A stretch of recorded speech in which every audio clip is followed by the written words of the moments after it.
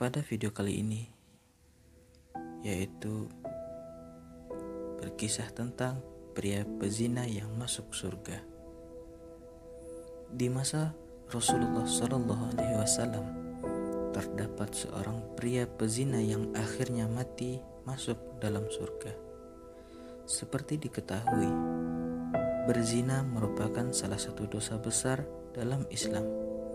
Azab Allah yang dijatuhkan kepada pezina sangatlah berat.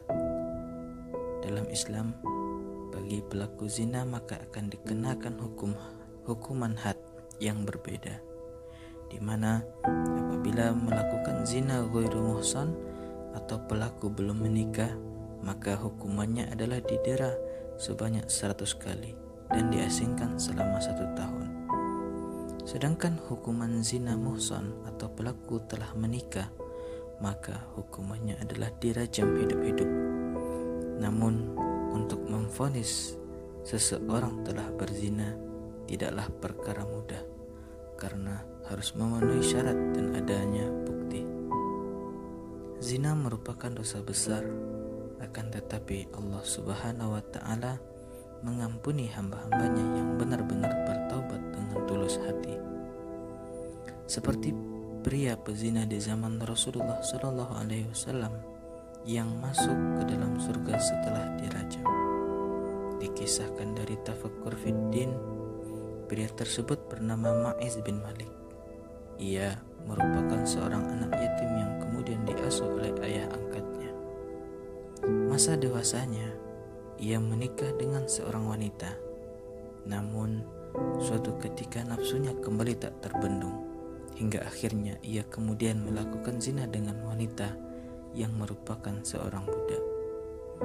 Usai itu, Ma'iz kemudian merasa menyesal atas apa yang telah ia lakukan.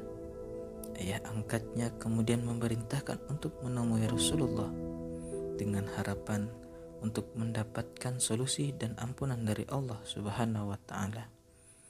Ma'iz kemudian menemui Rasulullah dan di hadapannya ia berkata, "Ya Rasulullah, bersihkanlah diriku." Rasulullah kemudian menimpali perkataan Ma'iz, "Janganlah lancang, memohonlah kepada Allah dan bertobatlah." Ma'iz kembali berkata, "Ya Rasulullah, bersihkan diriku." Nabi kembali berkata, "Janganlah lancang, memohonlah kepada Allah dan bertobatlah." Ma'iz terus mengulangi perkataannya itu kepada Rasulullah sebanyak 4 kali. Rasulullah kemudian bertanya, "Dari apa aku harus membersihkanmu?" Ma'iz kemudian menjawab, "Dari dosa zina ya Rasulullah." Mendengar perkataan Ma'iz, Rasulullah tidak langsung memvonis ia berzina. Beliau lantas melakukan klarifikasi kejiwaan Ma'iz. Rasulullah kemudian bertanya pada para sahabatnya, "Apakah ia gila?" Sahabatnya menjawab, "Ia tidak gila." Rasulullah bertanya kembali, "Apakah ia dalam kondisi mabuk?" Datang seorang sahabat dan menciumi aroma dari mulut Ma'iz, dan tidak ditemukan aroma minuman memabukkan darinya. Rasulullah bertanya kembali, "Apakah benar kamu telah berzina?" Ma'iz menjawab, "Benar ya Rasulullah." Setelah itu Rasulullah bersama para sahabatnya membawa Ma'iz di hamparan padang pasir untuk dirajam. Dibuatkanlah sebuah lubang dan kemudian tubuh Ma'iz ditanam di dalam tanah. Lalu setelah itu dirajamlah Ma'iz dengan kondisi hidup-hidup. Ia kemudian terus dilempari batu hingga akhirnya mati dan meninggal dunia. Begitu mengerikannya hukuman rajam yang dialami oleh Ma'iz. Meskipun begitu, keputusan tersebut telah mantap diambil Ma'iz untuk membersihkan dosa-dosanya. Setelah Ma'iz meninggal dunia, maka para sahabat berselisih tentang status kematiannya. Sebagian para sahabat mengatakan bahwa Ma'iz mati su'ul khotimah karena belum mengganti dengan kebaikan. Namun, sebagian yang lain mengatakan bahwa Ma'iz meninggal husnul khatimah karena takut akan dosa-dosanya di akhirat kelak, sehingga ia memilih hukumannya diselesaikan di dunia. Rasulullah sendiri memilih diam dan memberikan keputusan tentang status kematian Ma'iz. Perselisihan antar dua kelompok sahabat ini terus berlangsung hingga beberapa hari. Rasulullah SAW kemudian bersabda dan menyuruh para sahabat untuk memintakan ampunan untuk Ma'iz bin Malik. Para sahabat lantas memohonkan ampunan untuk Ma'iz bin Malik. Rasulullah menjelaskan bahwa pertobatan Ma'iz sangatlah baik. Andaikan taubatnya digunakan syafaat untuk seluruh penduduk Madinah, pastilah mencukupi. Betapa bahagianya Ma'iz bin Malik menjadi penghuni surga yang indah. Begitu luasnya Ma'iz bin Malik mendapatkan ampunan dari Allah Subhanahu wa Ta'ala setelah dia melakukan hukuman rajam itu. Betapa hati-hatinya Rasulullah melaksanakan hukum rajam. Beliau bahkan selalu mengarahkan dan memberikan pesan kepada pelakunya untuk bertobat dan memohon ampunan kepada Allah.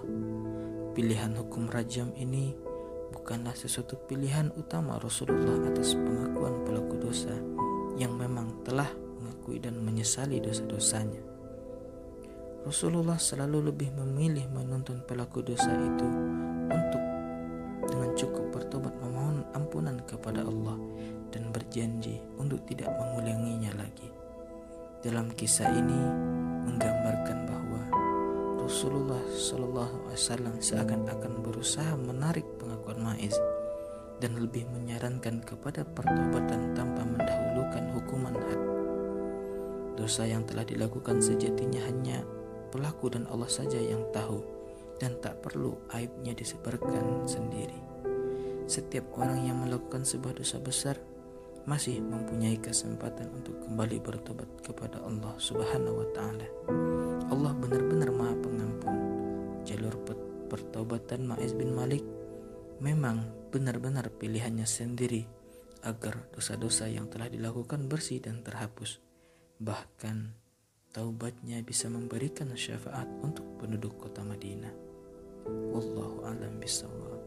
Assalamualaikum warahmatullahi wabarakatuh.